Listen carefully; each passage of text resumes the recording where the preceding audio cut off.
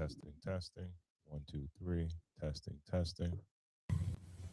Testing, testing. 1, 2, 3. Excuse me. Hmm? Rock. Oh, we are? You hear anything? Oh yeah, now we are. Yeah, we are. We good now. Testing, testing. 1, 2, 3. Testing, testing. 1, 2, 3. All right. Good morning. Good afternoon. Good night.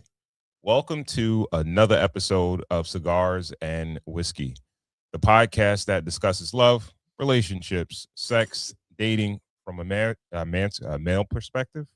Did I say man's perspective? Or Yeah, married man. what did I normally say? How did I forget that?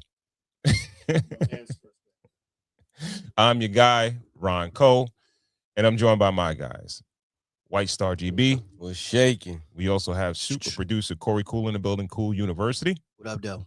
And we have our guy in the building, Holly. It's your Hollywood. boy. It's always your boy. It's Holly. Hollywood. Shout out to everyone tuned in on YouTube, on Facebook. Please remember to share so we can get more people to tap into the conversation. We have a great show for you guys tonight. Tonight, we are drinking Great Jones Bourbon. All right. White Star GB. Lead ass me. How was your week, man? My week was great, man. Powered up. Feel good, man. The sun is out. I'm getting that full sun. Feel like Superman out there, man. I'm feeling good. Life is good. Been in the airports. I work in the airports, so I'm in the airport maybe like twice a week. Ooh, how's And, that? yeah, what's seeing the ice ice, baby. in the airports, and I am surprised to see that there are a lot of black men and women that are ICE agents. Yeah. And they can't wear their mask in the airport, so they out there buck naked. Yeah. And I'm cool with it. But does it? I'm cool with it. It's Does it's it not does it triggering. There's nothing wrong with it. I think it's a job. It's okay with me. Like I don't have a problem with it. So the reports that are out there, Mhm. does it rebut it? What are the reports? Like, because it's kind of coming off as like militia, racism, or like it's, you know what I mean? Well, it's racism. It's inherently racism because of the job. You have to identify illegal immigrants, and you have to kind of like identify them either through warrants or by like stops or by going to like sites. So there's a lot of like racial profiling, and that's racist. You know what I mean? So I mean, But a lot of people say black people can't be racist. okay. I mean, I don't know. Humans are racist. I think it's a learned behavior. It's definitely a learned behavior. Okay. I don't think black people can be racist, but we can learn how to be as close to it as possible just by watching, and imitating the people who invented it. Yeah, you can teach people how to profile. Yeah, I think you can do that. I think racism. Like, see, remember, it's there's a level. The level of racism is the feel like you're the feeling that you're the dominant species or the dominant race. Mm-hmm. Black people never felt like we were a dominant race. So, but you can learn how to profile, and you can learn how to be what's the word, prejudice, and you can learn how to be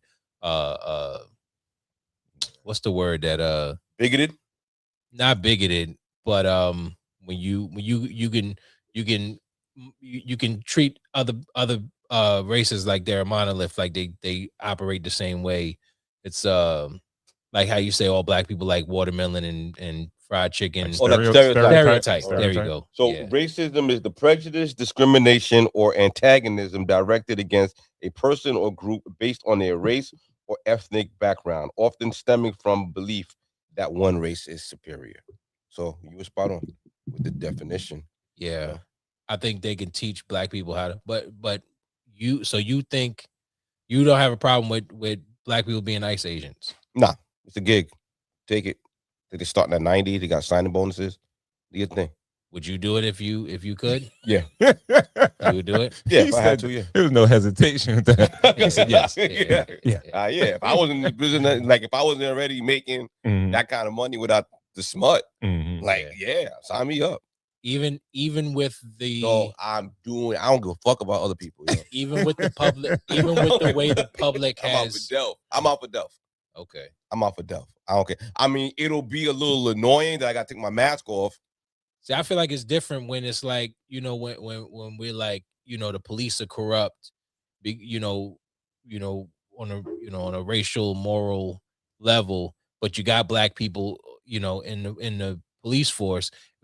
Our community usually says we need more police in representation. We need more black people in the police force, but they're not saying that about ICE. No. ICE is a whole different situation. Well, I believe when it comes down to these type of jobs, I think it might sound fucked up, but most people should be policed by people that look like them. Or you understand what I'm saying? Yeah. Because there are always going to be ways to profile people. Mm-hmm. But at least there's a level of respect with the people. And grace. Right? And grace that you may give to someone that looks like you. Yeah. Right. Most people won't admit it, but you're going to give more grace to somebody that you could relate to versus somebody you don't. Especially when you're doing a job where it's like, these are the rules. I got to stick by the rules. People are more prone to bend the rules when somebody looks like like a woman might look like their wife, their mother, their aunt, or this dude looks like their brother, their father. So it's just human nature. But the problem is, I thought the problem was that it was, for most law enforcement agencies, prototypical person is a white male. You know what I mean? So that's what I assumed. And by social media, that's what I believed. But, So you're saying that maybe in the real world, it's not really like that. There should be more Latinos in the ICE. That's a fact. I think that would be great. Like if you're targeting Spanish speaking countries or people that are here, for sure. I really believe that because they're going to have more grace for people that they know. Right. They speak the same language. And yeah. they could relate. And all right. Laws are laws. Yeah. And as citizens, we just have to work or live within the laws. We don't have that much power to change them. So unless we get into the lawmaking business, which is, politics. Yeah. Politicians. Yeah, I guess. But in the interim, within the guidelines of the law, there has to be real world experiences and real world dialogue between people. And I think it's better if people have commonalities. Yeah. You know what I mean? Give them a minute. Give them a minute to find the paperwork. Give them a minute. You don't speak the language. Yeah, exactly. Or I'm looking for this person. You know who this? Like, I could point you in that direction. Like, definitely. Representation matters. I was surprised, but I wasn't disappointed to see black people as ICE agents. I was like, I don't want to drag it out. I don't want to drag it out, but do you think that it may actually be the opposite, where you kind of put more pressure on your own people because you want them or expect them to do better when they see, like if you're law enforcement and you see some black kids acting out, mm-hmm. and they see that you're a police officer, but they treat you with the same level of disrespect that they would a white police officer. You don't think, do you think that it could actually work the opposite way, where it's like, no, I'm going to put more pressure on you because you're black, and I would expect more when you're looking at somebody that looks like you? I think it goes both ways, though. I think it goes both ways in the sense of that whole group of young kids. It'll be an asshole out of the pack, that sees a black cop and like, yo, you sell out, you a pig. Right. They're gonna say all the wild shit. Yeah. But the majority of the group is gonna try to be cool. It's gonna comply. Right? Yeah. And then there's also gonna be a black cop that's gonna be like, yo, what up? You know what I mean? Try to be cool with everybody, mm-hmm. and some are gonna be receptive and some aren't. And there's also gonna be a dickhead black cop that's gonna be over the top with the shit. Mm-hmm. Right? They're like, I don't care. I'm knocking heads. Fuck it. I don't care if you're young black dudes, whatever. Right.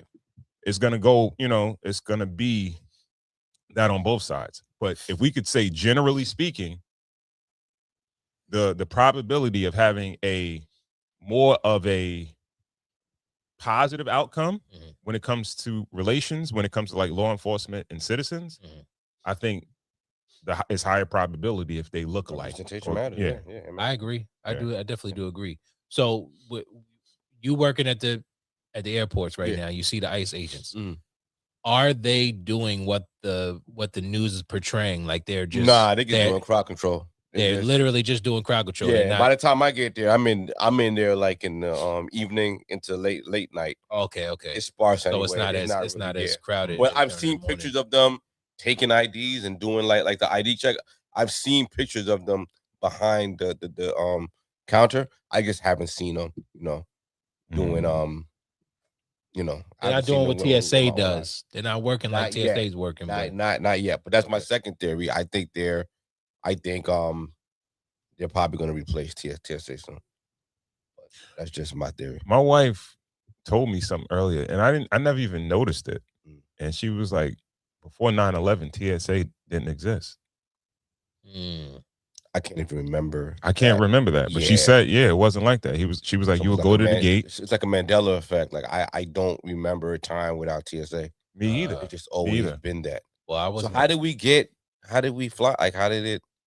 Because I wasn't flying regularly then. But it was the same process, you except for taking off your belt and your shoes and shit like that. Happened. But she said that happened. So you still had to throw your bag through a scanner and shit, right? You never had to do the scanning? I'm pretty sure you still had to throw your bag through a scanner. You still had to walk through a metal detector. I just can't remember.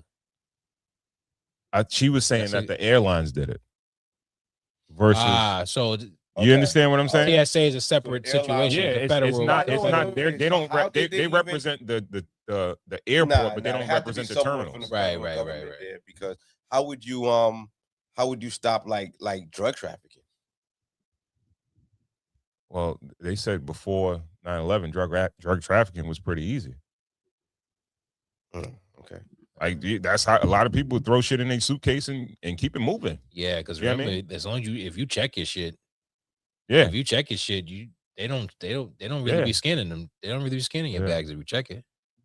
Yeah, but I never remembered a time where maybe I wasn't hopping on planes like that before 2001. I don't know. Sure. So, all right, Holly, how was your week, man? It was all right. It's just working, trying to remain in a positive mindset. And there's a lot of good things going on. There's a lot of bad shit going on in the world, but it's a lot of good things going on in my life, especially just, watching my kids grow. You know what I mean? Just appreciating the fact that I set my kids up for a lifestyle that wasn't for opportunities that I didn't have the advantage of getting because, parents didn't, just basically breaking generational curses. When you realize that you're in the position of breaking generational curses, it fucking, I think it brings a different light to your, I guess basically my way of thinking, my way of processing things and just interpreting the world in general. Gotcha. Because I reflect on a lot of things in life and I realized that, my parents, they weren't the worst. I'm not going to sit here and say my parents suck, but they went through a lot of shit within themselves. Cause I grew up in a broken home. My parents divorced by the time I was like 13. And a lot of shit that they went through kind of fucked up just kind of fucked us up individually and together as a whole. But when you can get to that point where you're like, I'm not gonna let my kids, suffer the same, I'm gonna give my kids the opportunities that I wish that I had, at when I was their age. Can I actually? I don't want to cut you, but let me ask you a question. When it comes down to your parents' divorce, um, is there more trauma with, like, did you experience like them, you saw the separation happening, or it was the actual divorce when it happened, or it was the aftermath? What was the I was all in it. Me personally, I was all in it. I was the reason. I was part of the reason why they divorced. Yeah. really? Yeah, hell yeah. Why would you take that as an adult? Yeah. You said what? Why would you? Yeah. Why would Why you? would, why would you still hold on to that? What Because I'm not saying like, oh, it was my fault, but I aired some shit out that I shouldn't have aired out. You know, when niggas was living, was living foul, I kind of aired it out, just being a kid, an innocent kid, and just trying to maneuver through, trying to have two parents together at the same time. Mm. I aired some shit out, and then it just became a bigger situation. Gotcha. But I was like the middleman in their divorce. Mhm. I became the middleman in their divorce because I kind of wrote myself into it. Well, was it amicable, the divorce? no, hell no. Yeah. It was bad. Sorry to hear that, man. It was bad. It was I bad. hold guilt still. When I got divorced from my first wife, my daughter was about 8, and I kind of I really, really, really, really went out of my way, even with to try to keep it as amicable as possible. Yeah. Almost to like still to this day, if there's an issue, I'm calling her mother and we're calling her on 3-way. I even till today, I kind of really want to let her know that your parents will still form like Voltron for you. Mm-hmm. We were at games, at every graduation, every recital. We sat next to each other. We played the game that we didn't live with each other. We weren't really like friends like that, but we had a child, and this was important. Right. And I still don't think it was enough. It's never going to be enough. I just don't think it was enough. Like there's nothing that replaces that family unit coming home together. Yeah. That it could have been worse. You know what I mean? But it just having 2 different rooms, having 2 different situations, being there, splitting time. But that miscommunication at sometimes, like you kind of play us against each other and get away with shit, and it was just I feel for you. Like I thought about my daughter instantly. Mm. I wish she didn't have to grow up like that, but I try to do my best. Would you ever tell someone to stay in a relationship that they don't want to be in just for the sake of the kids? I don't know. I haven't done the math to even understand, like, is a toxic situation, if it is a toxic nuclear situation better than a healthy split situation? I don't know. On the next, nobody cares about Father's Day. But yeah, no, that is a good point. Is it better to just keep the family intact and Mom go and Dad through got 2 different and go through rooms. the years of unhappiness? Yeah. Than We to live different lives, but we live in the same house. Than to actually search for your own happiness and then just try to bring the kids. It's honestly selfish though. It is selfish, but looking for your own happiness is selfish when you have children. It's never going to be enough. Like there's nothing that you can do as a parent, whether you're together or you're not, that's going to be enough for the kids. Something's going to fall, something's going to slip, and so the kids are going to blame you for something. I think kids are aware though. They could probably see a fractured household. Yeah. Even if y'all together, it's not like you're not. Parents are not the illest disguises of issues and shit. But there's no gray area though. If you're still one unit and you're fractured, at least we know when you're going out for the night, we know what time you're coming home into the house. I mean, there's no, yo, dad got this curfew for me and mom got this curfew for me. I mean, so I'm at Mhm. mom's house. I'm playing around. Like this situation that you could play where it's like I'm at dad's house at my mom's house, and then you just. But you don't think with that's a easy or mom that's let an you easy go. fix though? Like if you just say, yo, the curfew I set for our child is this time. Let's just be in alignment with that. Yeah, It's not easy to Good do luck. that. Yeah. because if you That's a can't, higher level. if of you're dealing with co-parenting. somebody, that you can't, that you button heads with all the time, just because Yeah. and then we know how women get. Yeah. Okay. How women get and then dudes too. There's a lot of shitty baby fathers out there that's going to do the opposite of what the mother does just out of spite. Mm.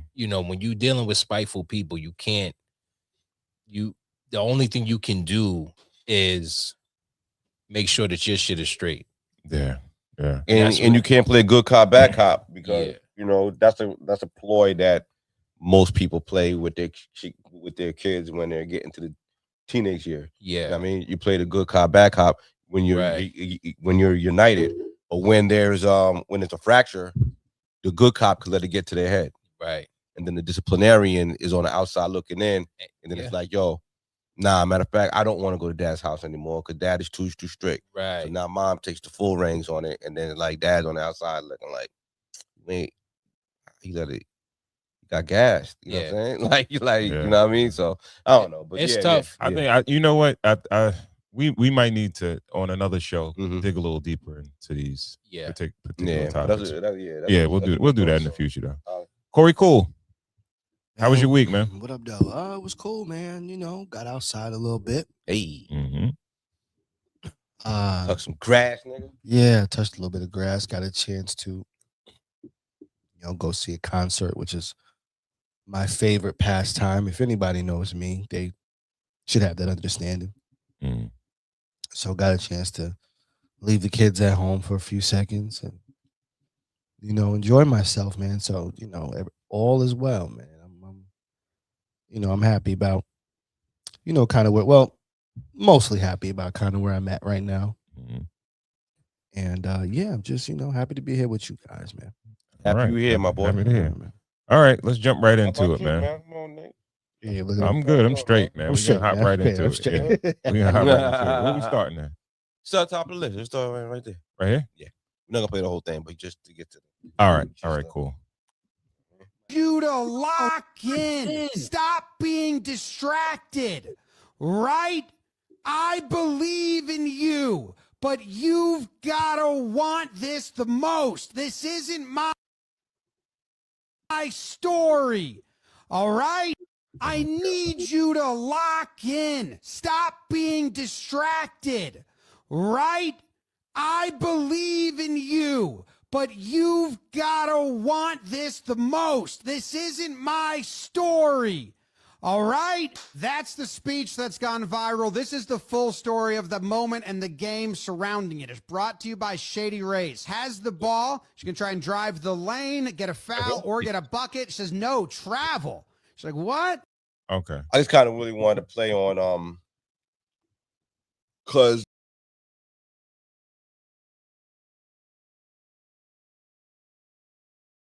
yelling at her, and it almost reminded everybody of like Bobby Knight and back in the day. Mhm. Without context, it looked like that white coach, older coach, was yelling at a young black girl, but it was a little bit more affirmation when we kind of spoke to, when we kind of saw the context of it. Mhm. I kind of wanted to play that to ask you guys, coaching. Is there a situation where we should be coaches for like our friends?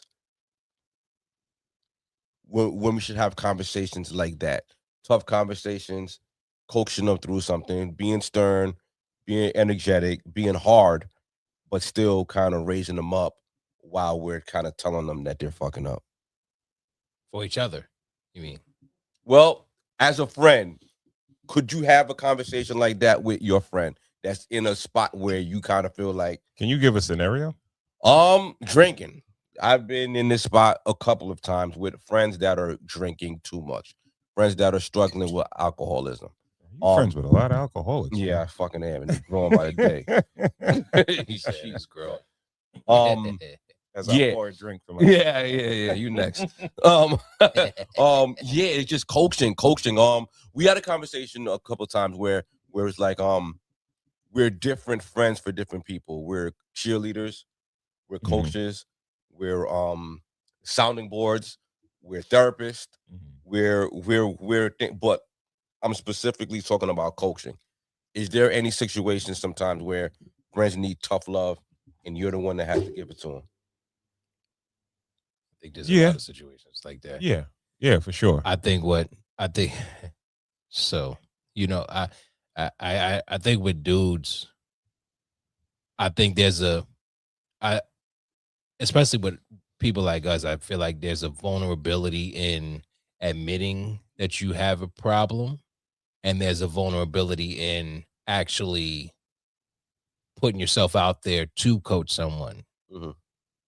And I think a lot of us are not ready to take that step, either from either side. Mhm. And we sum it all with yo, you good? And they're like, yeah, I'm good, but they know they're not, and you just accept it. Like, all right, And you know they're not. yeah, and you know they're not. Yeah. They know that they're not, and you know that they're not, but you're like, yeah, you good? And they're like, yeah, I'm good. You'd be like, all right, well, nigga say he good, so I'm gonna take his word for it. Yeah. I don't think a lot of us are there at the point to dig in to You gotta give a fuck a little bit too, right? you You gotta be aware of a it's not- problem and want to fix it. Okay, I hear you, but we live in a real world, right? Go ahead. Where you have a family, I have a family, he has a That's an family, excuse. and also people don't want you to know their personal business like that. that's the vulnerability. But it's So- on Front Street. What if the personal business is not even like a personal thing? It's like this person is the emperor got no clothes. Like, nigga, they're the last to know. But that happens when it gets overboard, not when you can. You step in when the person has a problem and it becomes a problem for everybody, right? So that person has already been working up to where they are for years, but you're not going to be aware because you have your own life to live, and we're both grown men, and I have things going on. You have whatever you have going on, so. One, I'm not digging into your business. There's a part of you that may not want me in your business, and I have my own business. You know what I mean? So to really know and to coaching also is it's not a, this shit is blown up and it's a problem. Now I'm coaching. No, that's a fixer. Like, it's past coaching. Yeah, because I think that's what. No, coaching is identifying slippage, identifying that, yo, listen, man, like, there's a pattern here. Like, you're losing control often. Things are changing. Something that I thought that we had a handle on, we don't. Let's tighten up. Let's have this conversation. Let me mildly tear you down and then bring you back up. I think coaching is like, you know, it's real talk with some affirmation at the end of it. Do we give affirmation at the end? I think, yeah. I mean, that's your friend. So you want to, like, yo, you can do this. Like, this is something that is handling, like, you can handle. It's not like, okay, I ain't fucking with you no more. Like, you know what I mean? It's just something like, all right, let's get past this. Like, you know. Yo, I hear you, and I agree. We've had friends in the hospital for shit. We've had friends just continuously just hitting their head up against the fucking wall. And it's like, I don't know what's going on at this age right now. Like hitting like your mid-40s. Shit is going off the rails for a lot of niggas, and it's happening a lot. I agree with what you're saying, but there's a part of me that says, all right, I'm not that arrogant to believe that, like, my shit don't stink, where it's like, just because we might deem your issue big doesn't mean that I don't have some shit with myself. I'm not perfected. You know what I mean? Handle your own shit. No, help them handle theirs. I hear you, but it's like, I think there's a part of us that goes to the problem as if like with an air of I don't have the same issues as you, so I can help you. You understand what I'm saying? The shit that I have with myself, like, yeah, you know, like, I think yeah, you drink mad alcohol, but I'll come home and slap the shit out of my wife, right? yeah. But you don't know that. But I'm trying to fix you, but I got my shit with me too. Yeah. You understand what I'm saying?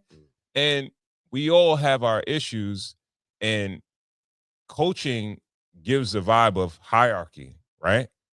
Coach player, Yeah. right? Whereas like I'm above, like there's a part of me that, all right, we should as friends have shit like this where we dialogue, where us, because we know nobody's perfect, that we could dialogue and sit around and be vulnerable to the point where you could tell your homie like, yo, I'm struggling financially, right? Or, yo, my marriage is, I don't know, it's just not, yo, how we, you know what I mean? But there's a point, there's something in men and people in general where we're not that vulnerable. We keep shit in house, Mhm. and we keep shit to ourselves, and it only comes to a head when it becomes a problem for everybody. When real friends can identify when you patterns. calling me drunk as shit, yeah, it's a problem. Now, When you're at my crib and you fucking falling out drunk and shit, then it's a problem. But this is the thing. if you keep that shit at home, it's not a problem to me. But all right, sort of like an elephant in the room Mm-hmm. type of phrase here.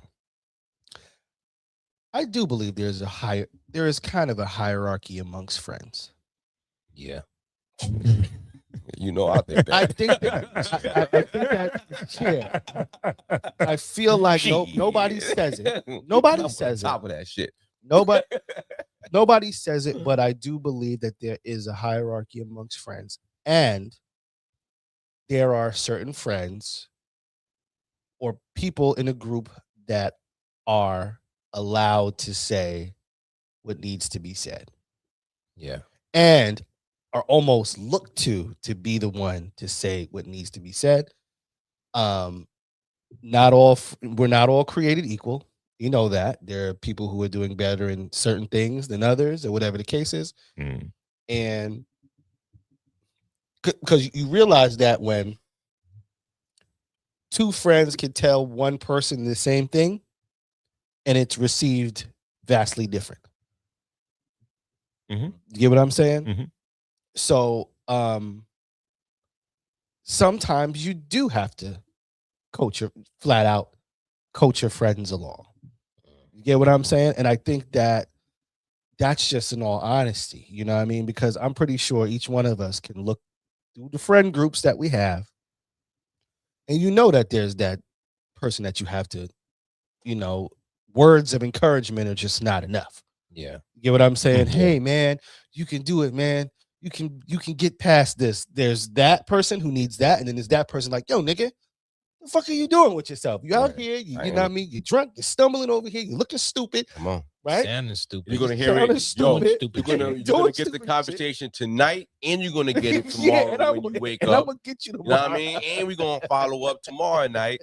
There's an unwavering accountability that comes with coaching too. It's a little bit of responsibility. It's not just a one-time conversation. It's an accountability that, listen, like coaching is just not one conversation. It's like a couple of conversations, and it's gonna be followed up by the cheerleader. Like, yo, you actually crushing, like you're doing good. You know what I mean? Like, and it's like You did it. You did it. right. Be aggressive. But yeah, man, like, yo, bro, like we gotta tighten up for everybody, man. And then coaching, like it's easy with the kids, right? Like we coach our kids, right? Yeah, I believe so. Yeah, Right. but you're not gonna treat your friends like your kids. Sometimes. Yeah. Well, like, okay. But you're not going to. You know what it is? You're not gonna treat your You friends. know like what it your is? kids. See, now normally, Holly, when it gets there, you usually get sick of them at that point. Yeah, And you'll cut them right. off or whatever the case Right. is. But every one of us has a soft spot, pause, for one of them, where there's a friend that is constantly can't get right, and you feel like you can't throw them away. Yeah. You know, mind you, everybody else might have thrown them away. Yeah. You might have seen person after person after person throw them away, and you feel obligated to kind of stick with this person. Yeah. That's the person that, you kind of end up like treating them like your kids a little bit, you know? Yeah, but you can't fully it's treat not them. good. It's not good. You can't fully treat them like your kid because you're not responsible for their life. So it's like I can tell you what to do, but if you go out there and still fuck up, nigga, you on your own. You can't really do that. You can't really do that with your kid, because when you do that with your kid and they fuck up, you still gotta be there. Like you still responsible for that kid, no matter how old they are. You still gotta be like, all right, I gotta pick up the pieces for this motherfucker. But so it's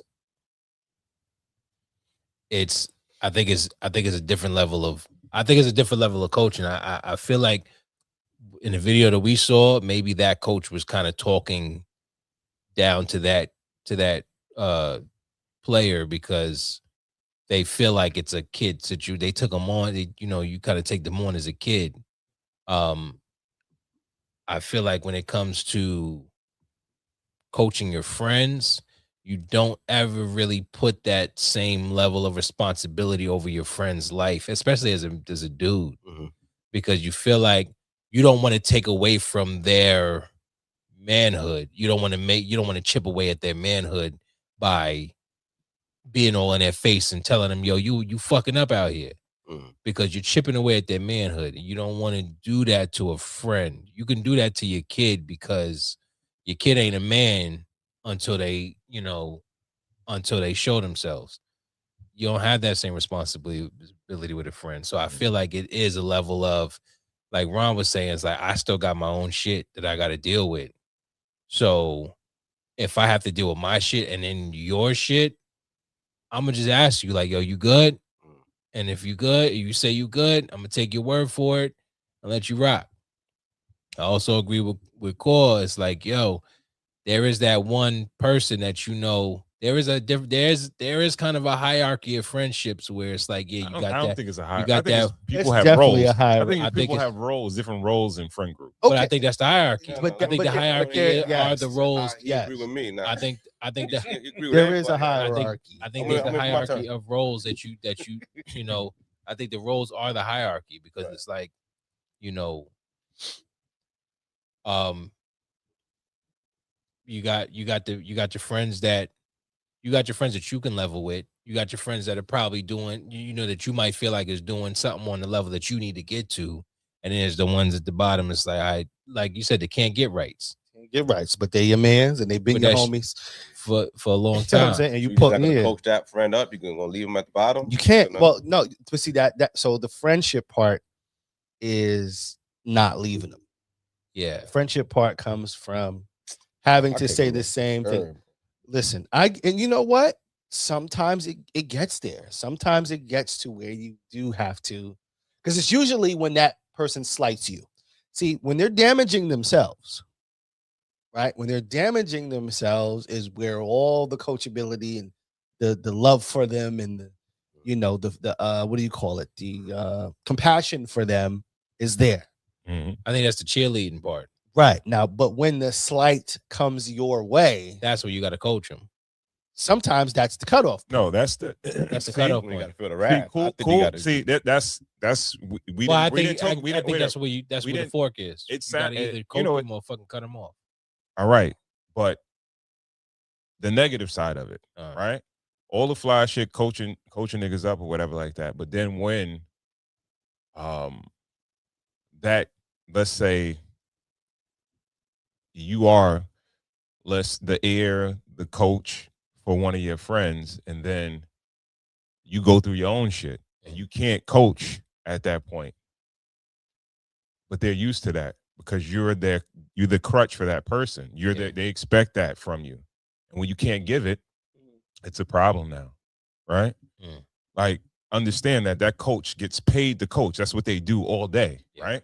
But let's just say you and your friend group, you coaching your friend, but you got to do your job. You got to tend to your family, and you can't be there to coach somebody else's life 100%, right? So this is where niggas pop in, but then when you get needy niggas, right, that need that from you all the time, and they kind of take up a lot of space, and you can't do it all the time for them the way they feel like you should be, then it's a problem, right? So it's just not like, I don't know how sustainable it is. It's not in a meant to be sense. sustainable. I think it's supposed to be a season. I don't think you can exist as I'm just this person's coach. Then it's not even a friendship No, anymore. Now I'm just riding this person. I think when it, Like Nah, if the I'm your person parent. doesn't respond to the Now I'm your parent. a coaching is a season. It's not like I'm not gonna stay in this archetype. all right, It's so gonna go from I'm your therapist, I'm your cheerleader, I'm your coach, I'm your friend, I'm your fun friend, I'm the friend that goes out, I'm the friend that just you want to just call on the phone and you want to laugh, or you want to have a music conversation, or you want to have like a movie conversation. Like everybody got different gaps to fill, but there's Right. certain times where you got to put that coaching hat on, Right. and you got to address the issue with someone you love. And when I say coaching, it's got to be. It's not even a high. We got to take ego out of friendship. Honestly, like it's not even like you coming from a place where you iller than a nigga. Nigga have a bigger crib than you. Nigga have more cars than you. That Nigga shit don't could be mean nothing. anything like that. Not- And so you that- just in a place where it's like, yo, my nigga, I see you fucking up. You not holding your crown up on your head the way it's supposed to be. Let's tighten up, my boy. Like, let's tighten up, and I'm gonna follow up tomorrow, and I'm gonna follow up the day after that. That's what coaching is. Coaching is unwavering accountability in a storm. when not necessarily, Okay. because we looked at a basketball coach, right? Yeah. The basketball coach, they tell you when you're doing something good, yo, good shot. Yo, that's the way to move the ball around or whatever. Da da da. Yeah. Yo, you slacked on defense. You got to da da da. That's that, and the accountability, third, right? That's accountability. That's ultimate, like that's constant correction and cheerleading. Constant, right? Mhm. You talking about I'm coaching a nigga when he fuck up. Yeah. But the bottom line is that whatever his issue is, if he's an alcoholic, he got to go to rehab or some shit. If he got some other issue, he got to go to a therapist, a professional, right? So I would call coaching like, yo, what's good? How you doing in your career? Yo, yeah, I'm good or whatever. But yo, I want to get a promotion. I want to make some more money. Da da da. That's mentorship. Yo, all right. That's mentorship. That's part of coaching. No, mentorship is mentorship. Coaching is coaching. Because a coach Coaching is that coach on there is gonna make that girl a better player every year that she's there. Yeah. Right? Right. That's mentorship. No, that's Getting you coaching. better, getting you better at No. life. It don't just it's Well, not just sitting there, oh, you double dribble. No, You if you're fucked up. talking about You a fucked up, career, right? if you're talking about a career, then you're talking about I'm just talking about life, not a mentorship. career. I'm just talking about your life. right. If you're trying to get to someone to another stage in their life, that's mentorship. If you're trying to get someone through a tough spot, if you're trying to get someone to acknowledge that they're in a tough spot and help them get through it, that's coaching. Accountability. I think Bring us home, Holly. I think a coach plays both roles to a certain degree. I think a coach plays the mentorship role, and they also play the accountability role. I think a mentor, from like a general perspective, is just a person that's going to take you from where you are and bring you up to where you need to be. A coach is going to hold you accountable for the different stages of where you are at this moment, where you are in the game. When your head is in the game, they're going to hold you accountable for where you are and where you stand now. I do think a coach plays both roles to a certain degree, but I feel like it's more of an accountability level. I do think that as if we're coaching our friends, remember coaches are trying to build a team. They're not just trying to build an individual. So if you have a friendship with this person, he's part of this person, he or she is part of your team. So if you're gonna, I do think there's an importance. There's an important level there of coaching. We just got to break those vulnerabilities as men. The ego, we got to get past the ego, the pride, so that we can actually coach our friends. Because if we're going to be playing on the same team, we all need to be, successful at it. Well said. Mhm. Well said. All right, where we going next? Let's go to the bottom. Let's go right to the over to the left. Far left. Okay. Friendship based on research that are also going to help you understand that when people come and go in your life, 99% of the time, it's not personal. And you actually have Why the fuck does this keep happening, bro? Which one was on there? Yeah, that one. Yeah. But there are 3 pillars of adult friendship based on research that are also going to help you understand that when people come and go in your life, 99% of the time, it's not personal. And you actually haven't lost them as a friend. One of the 3 pillars is missing. So the 3 things that need to be required to have a friendship happen are the same 3 things that were around all the time when you were a kid. Number 1, proximity. Proximity matters tremendously. Proximity means who are you actually physically next to? In fact, they've done research, Jay. If you and I were in a dorm and we lived across the hall, I don't remember the percentages exactly, but it's like 90% chance we're going to be friends. Person at the end of the hallway, 10% chance that we're going to be friends with him because of proximity. Even a matter of 50 feet makes a difference. And so when you were little, you were in proximity to people your age all the time. All day. Exactly. The research also shows that to have, as an adult, a kind of casual friend, you need to spend approximately 70 hours with somebody. To have a close friend, 200 hours. So when you're an adult, that creates a big problem. Because who are you spending all your time with once you're 20? The American Times study shows that it's with people you work with. So why aren't we best friends with people at work? Because you have proximity and you're spending a lot of time together. But here's the thing, timing. When you were little, you were in the same timing of life with everybody. Yeah. When you hit your 20s and it's now individual, everybody's on different timelines. Some of your friends are getting married. Some are going to graduate school. Some are now pursuing jobs. Other people are moving out of the city, into the city. Everybody's timing is now different. And this also explains why you're almost never best friends with people at work, because the timing is off. You're sitting next to people that are in very different times of their life. You may like them a lot and you may be friends, but you never spend time outside of work because they're at home with their family and you're going out with your buddies your age on the weekends. And then that brings me to the 3rd thing that needs to be present for a friendship to truly click, and that's energy. And the thing about energy is it changes. And you can have fantastic energy with somebody, and then if you decide you're not drinking anymore, the energy's off. Yeah. If you decide to get really focused on fitness, the energy's off. If you have very different political beliefs, the energy's off. It's not personal. It's one of these 3 pillars, and it has helped me so profoundly, Jay, to realize that people come and go, and it's a beautiful thing, and you should let them. Steve. Yeah. What's your first thoughts? Nah, I mean, do we have a hard time holding on to like friends? Like, is it something I that believe so. we have like we just gonna I believe so. we shed friends? I believe so. Oh, I think all of us probably have, like, especially because men have bigger friend groups than women. Women, I don't know, for some reason they have a hard Women time. don't like each other, really. Yeah. I tell my woman this all the time.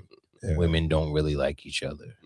Yeah, you always like in male friend groups, for the most part, a lot of the times, you got some, you let's say it's 7 guys. you'll have bigger rapport or deeper rapport with some than versus others.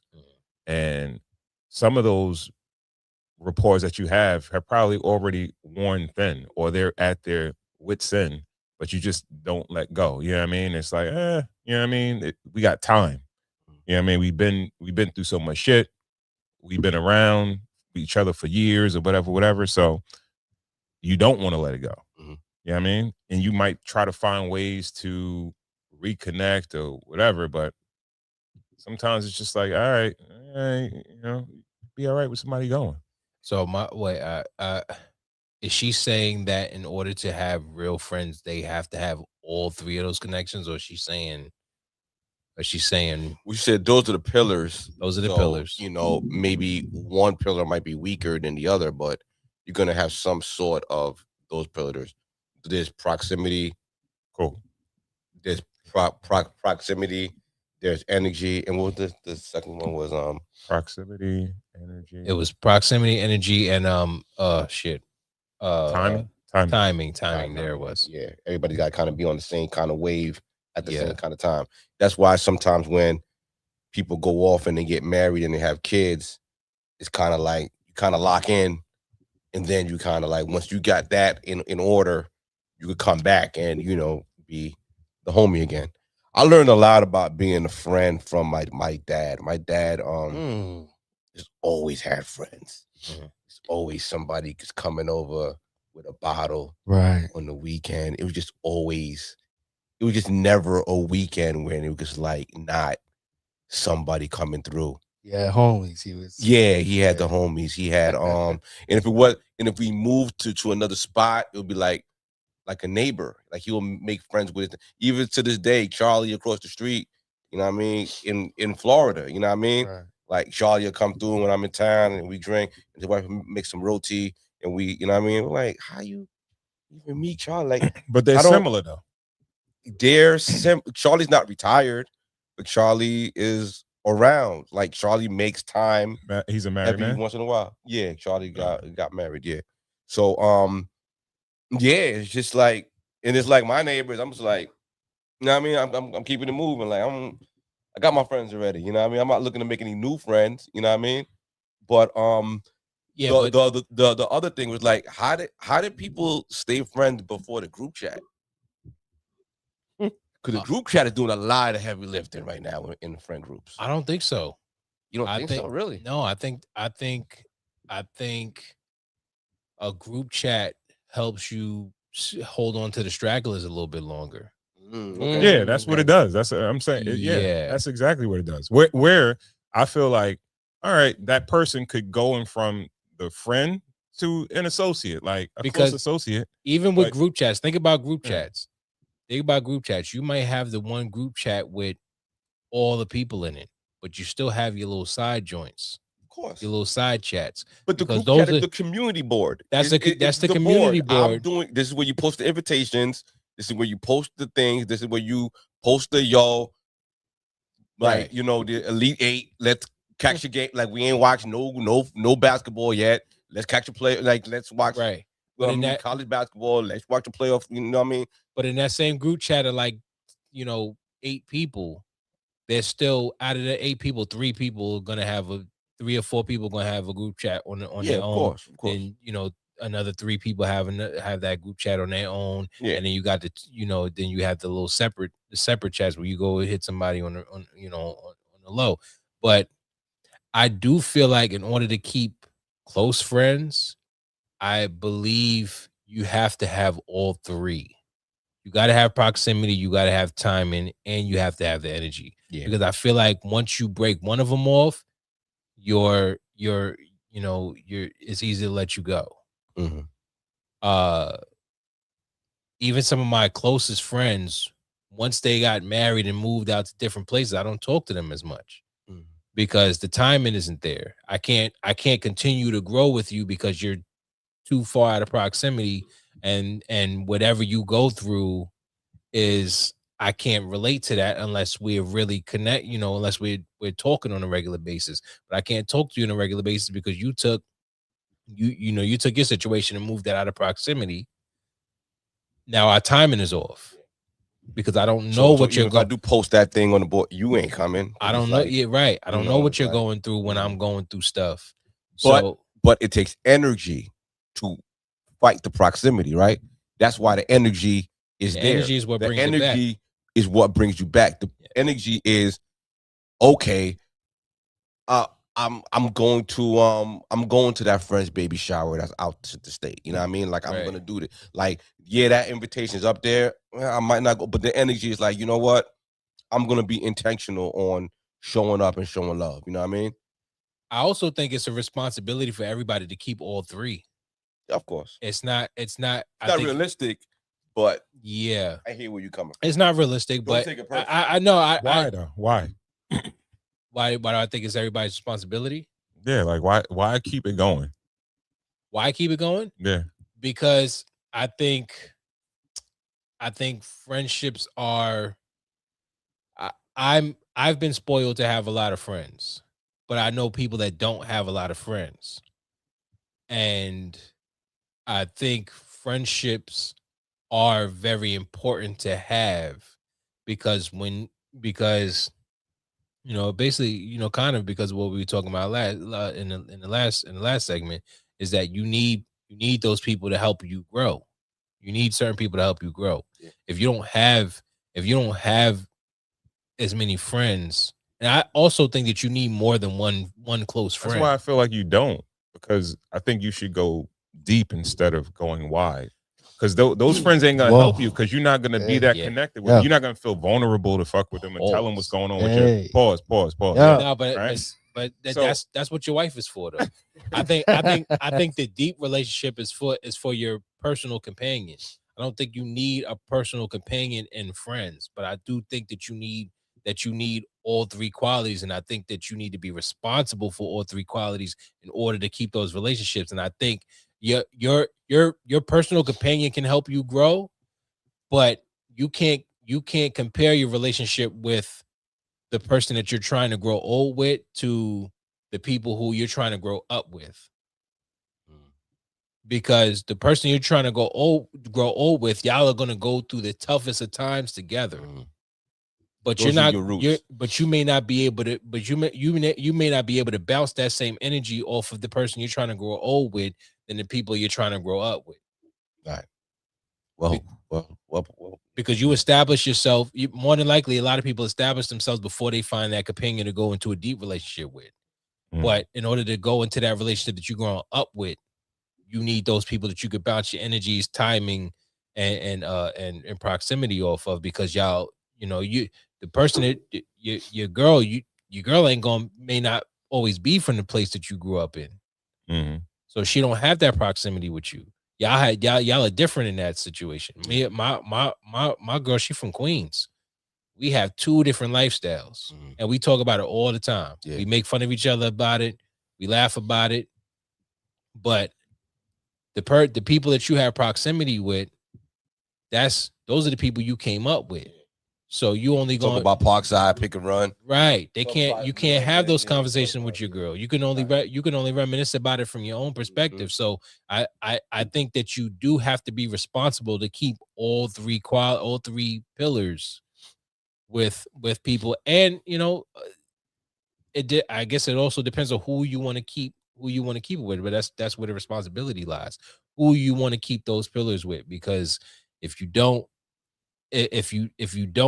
keep those, there's certain people you're gonna let go of, and you're gonna be like, okay, well, that friendship wasn't as important to me as certain others. Yeah.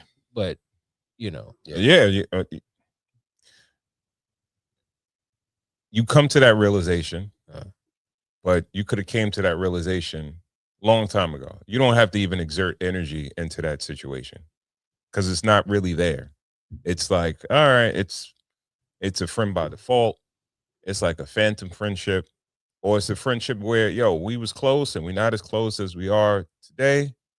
I could pour that energy into the friends that I actually have right in front of me that I'm fucking with. I think that's what she was saying was the difference between a work relationship. The work relationship doesn't have all three of those pillars. It may only have one, which is proximity.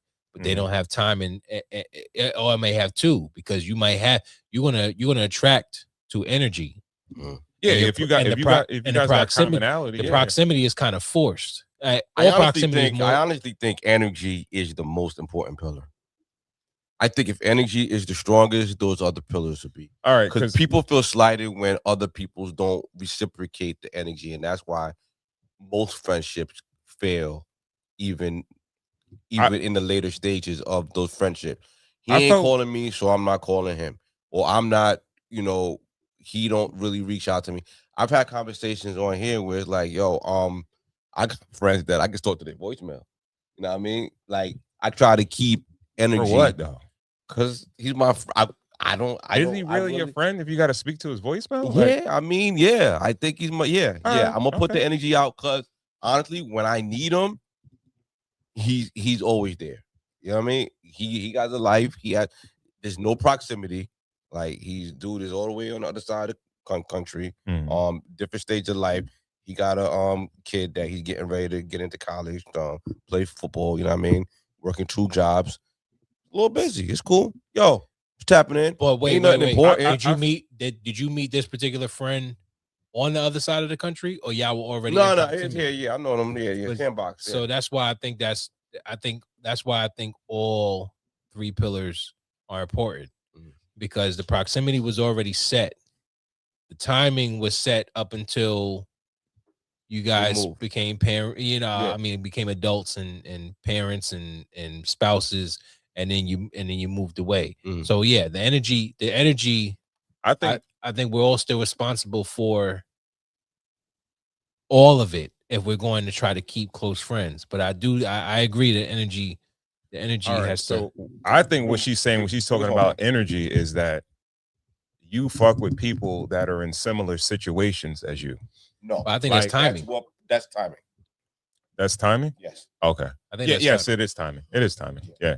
Because I was thinking to myself, like, once you get married, you might start kicking it with more married people. That's what, You know what I mean? That's timing. People that have kids. Energy is Ron don't call me, so I ain't gonna call him. It's effort.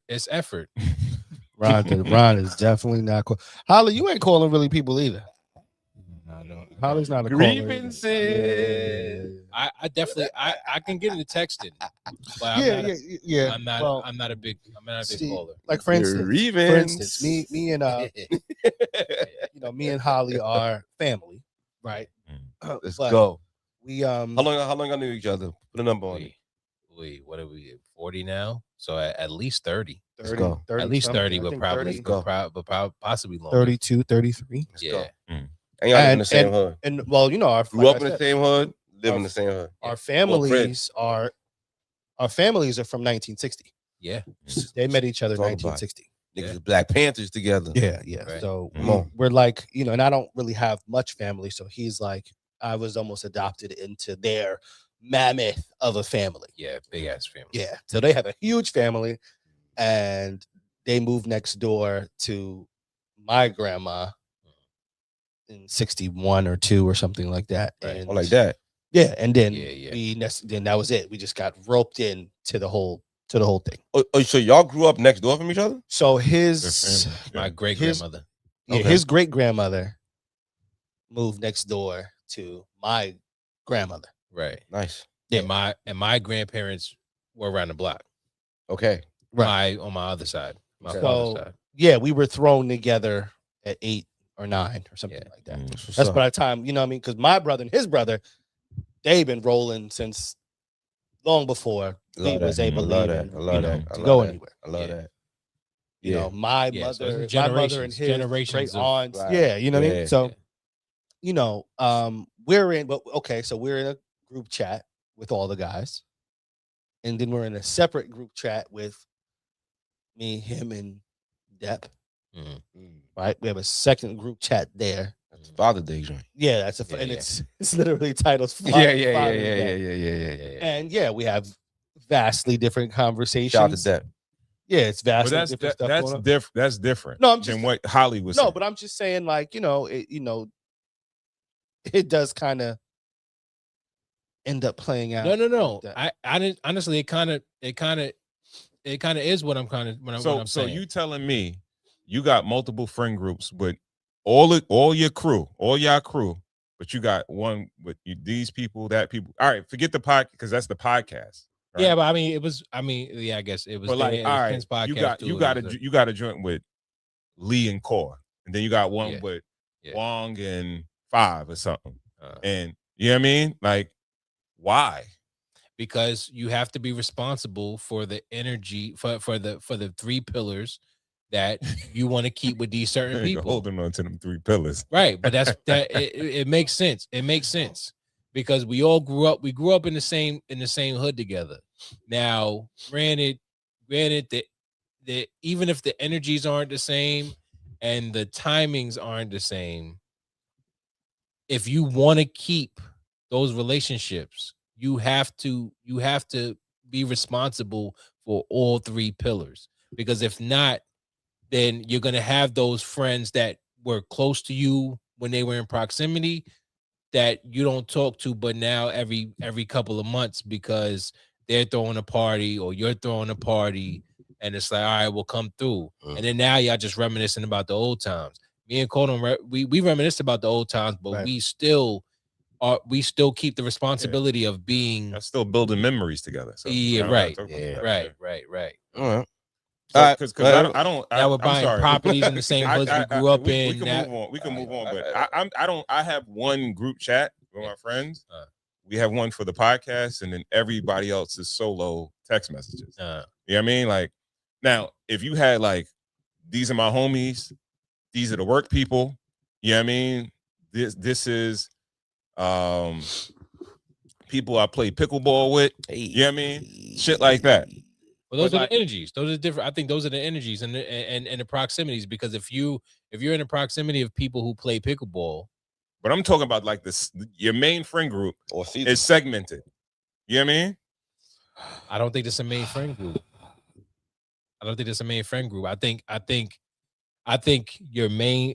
So we always prided ourselves of having. We always said that we were 15 deep. We had like 15.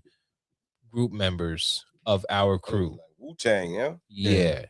It sounds like some people should be dropped off, but that's the thing. Now that's the thing. Some people have been dropped off. Now we're kind of like a 8 or 9. Still brother. But even the 8 or 9, we don't speak to on a regular basis because they're not in the same state. They're not in the same county. They're not in the same town. So it kind of falls off. The friendships kind of fall, but it's still there because of the energy that we brought. But in order to keep the closest friends, you have to be responsible for all three pillars. Because if not, they're just going to be the people that you talk to every once in a while. The same people that we all went to the same parties. We all, we might even fuck the same chicks. Hey, that's good, more brothers. All right, let's go. All right, come on. You ready to move on? Please. I'm sorry. Go. All right, Go. The shit out of a horse, yo. Let's go. Let's go down one and let's go. Yeah, sure. Okay.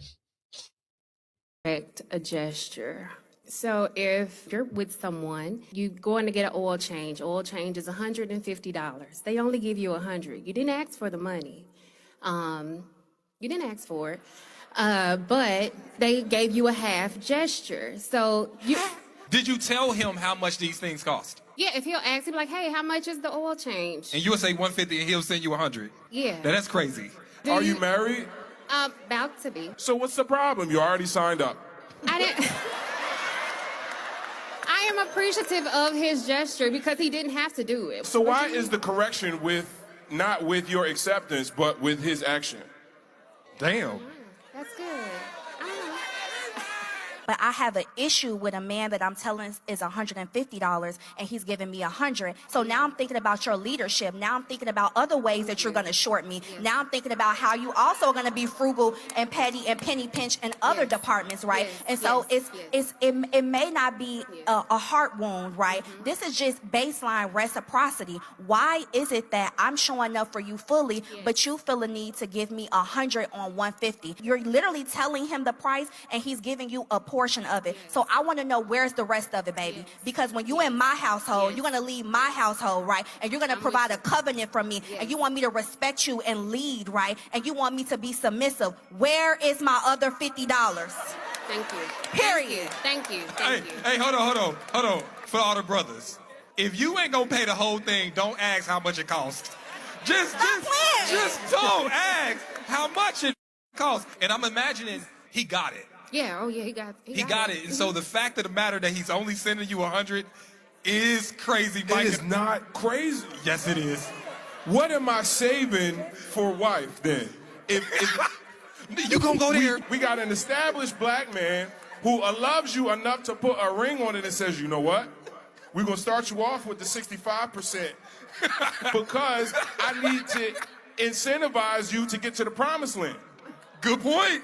Now, once we're married, because I'm taking you in now, baby, you done upgraded.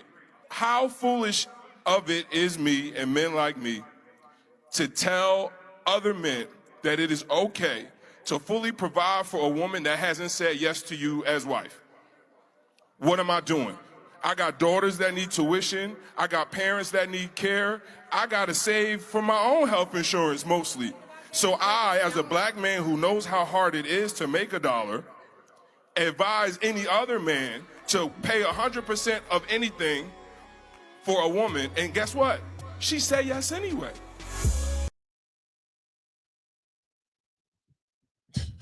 I didn't know that was a problem. I'm the king of, I'm gonna put something on that. Like that's my thing. Like, you know what I mean? Like there's certain things I'm gonna do. Like I'm gonna gift things and I'm gonna take care of things.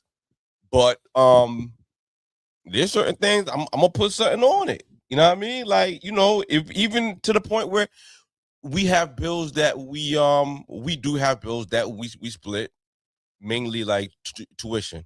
Mm-hmm.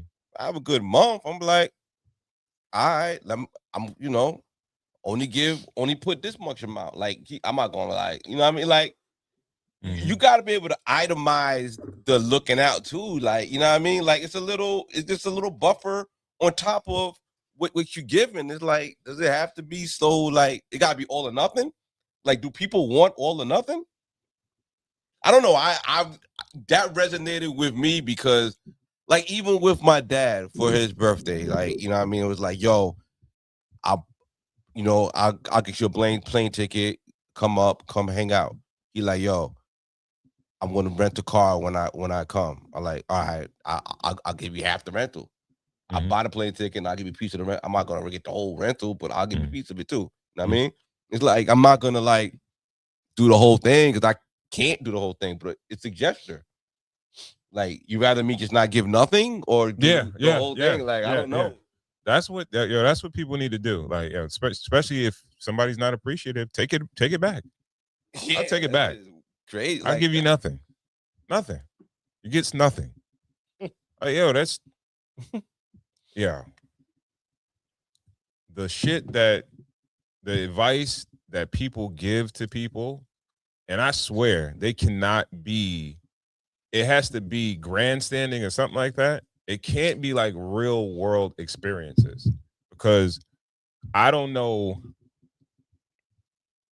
anybody, man, woman, whoever, that if you weren't expecting anybody to pay for something and they say, yo, here goes something on it, and you wasn't expecting it, you're going to be appreciative. You should be. It's not going to be like, why didn't you give me all of it? You shouldn't expect nothing, right? And that's what comes with, like, you feel like, I don't know why you feel like you're entitled to get anything from me. Anything. Yeah. So the fact that I gave something, you should be appreciative. Do you think that's a privilege of privilege mentality coming from women who have dads in their lives, because I do feel like for women who actually have, active fathers in their lives, a father wants to give their daughter everything that they want, make sure they're happy, because they don't need to be lacking, so another man could fill in that spot. As a man, So when you do I have that, an when you adult do daughter, that, I don't think so. I think this is the residue of whole culture. I think this is the residue of $200 on the nightstand after I leave. You're gonna take care of me. You're gonna fly me out. You're gonna do anything like that. You're gonna get a sex allowance. I don't gotta pay for nothing because, you know what I mean? I think this is the residue of whole culture. Because with dudes with daughters, we gift, but we also put them in the world. And usually the way we do that is by weaning them off certain things. We'll buy the first car. Yes. When that car breaks down, or you need, okay, you need an oil change. I put the thing on the calendar, everything, oil change. All right, yeah. You take care of the first one. I'll take care of the second. I'm getting you ready to get into the world. I'm just not going to take care of you. That's the way you get adults ready for the world. Even the second car is going to be like, I might go half with you. I'll give you money for a down payment, because usually the second car is a finance. I'll put the down, you pay the bill, or something like that. You know what I mean?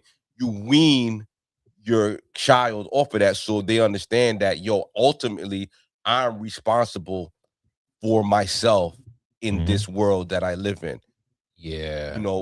I agree hoes want money for everything that they do. And they get used to certain treatment. Yeah. Once you pay for some shit fully one time, the next time it's done, especially if something like maintenance that's a regular thing, they're gonna expect you to do that shit again. Right. So these hoes on here didn't specify. They didn't specify what was 100% that they actually put in to a situation. They just said, if I ask for $150, you only give me 100. Where's my other 50? I do kind of agree with what you're saying, because when a father does raise a daughter, let me not say properly, but when they raise a daughter the way that they need them, a woman usually feels like they don't need a man to put that extra 50 in, because it's like, nah, I got this. I don't even need your extra 50. I don't even need your 100. Yeah, it's nice. I get my nails. But if you come with it, then I'll take it. I'll accept it, because you're coming with it, because my father taught me that I don't need to depend on you. So I do agree. I do agree now, with my wife did check me earlier in our dating years, because when we first started dating, I think was, we I had my daughter during the week, so we really couldn't hang out during the week, but the weekends were our time. Right. I mean, so we go out to, get some drinks and like some dinner. There was a season where I was saving up for a truck, so I didn't really have it like that. So we'd be at the crib and I'd be like, I mean, we could go out and get something to eat. Let's go half on it. And she was just like, that's a little weird. If you don't have it or I don't have it, let's just not do it. You know what I mean? And I was like, cool. All right, we just chill out. Go to the bottle from the liquor store. We'll cook in the house and we'll do it. You know? Let's not do that. Let's not itemize it that crazy where. Wait, let's not do nothing?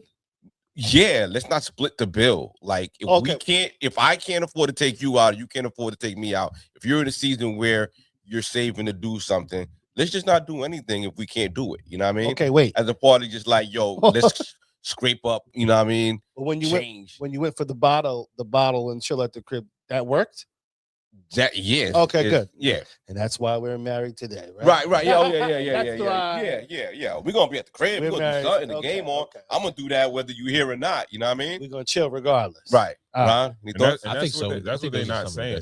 That's what they're not saying is that, like, her even asking that question, and she's supposed to be like on her way to get married. That nigga shouldn't marry her. Not buildable. Yeah. Like, not buildable material. Like, yo, bro, like. First of all, you publicly shaming that man. No, we don't know. We don't know who he is, but He know who you could see the forest through the trees. Where, yo, bro, like if you're not appreciative or the expectations are already there, when again, like, dude, he said some shit or whatever. Some of it, I dig what he was saying, but like, yo, if you're looking to be my wife or whatever, right? And we're not married, there shouldn't be like expectations for certain things, right? It shouldn't be. Now, when you're my wife, yeah, you probably like you don't know shit about getting an oil change, so I'm gonna take the car to get an oil change. And no, we're not gonna have a conversation because I'm not gonna be like, yo, I'm doing your oil change on your car, so send me the money. You know what I mean? But you don't know shit about that anyway. But as far as expecting people to pay for adult shit that you have to do, regardless if I'm there or if I'm not, that's wild. So if I'm willing to do anything for you, it should be appreciation. And I think a lot of dudes that get married or they find a wife, they feel like we talked about, like that's part of my program, right? Like, all right, I'm not gonna pay it all, but I pay a little bit. But you like that program because you wasn't expecting nothing. You like the fact that I'm willing to give you something. You wasn't expecting nothing from me. So anything that I have to offer, you appreciate. Right. You appreciate me. That's why I would make you my wife. When you say expecting nothing, what do you mean? Because I mean, feel like if you got a car, you bought a car, you went to the dealership yourself, bought it. You know it has to have maintenance. So if you're not dealing with me or not, you still have that car and you still have to maintain it. You gotta get an oil change regardless, right? Yeah, but I also feel like as a woman, if you have a car, yes, granted, you're gonna have to maintain that car yourself. If you're if you're a single woman, you got to maintain that car yourself. But I do feel like a woman does have a right that if she's going to deal with somebody, and you got to gas it, you got to do this, that if you're dealing with a man, that you should expect a man to want to gas your car up for you. You should be able, you have the right to expect a man to have certain expectations in a relationship where it's like, yeah, if you should have expectations. If an oil change is $40, then if we're in this together, then if I need 20, if I need 20, you should be able to. If I don't have it, but I know that I need this oil change on my car, and you got it, then you should pay for it.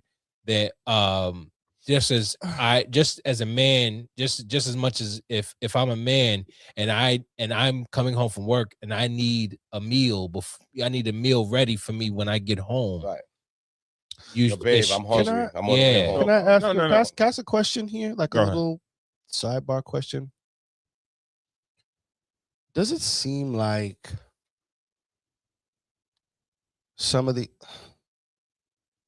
most of these things and like standards that they will go out the window kind of at a sense where it's like,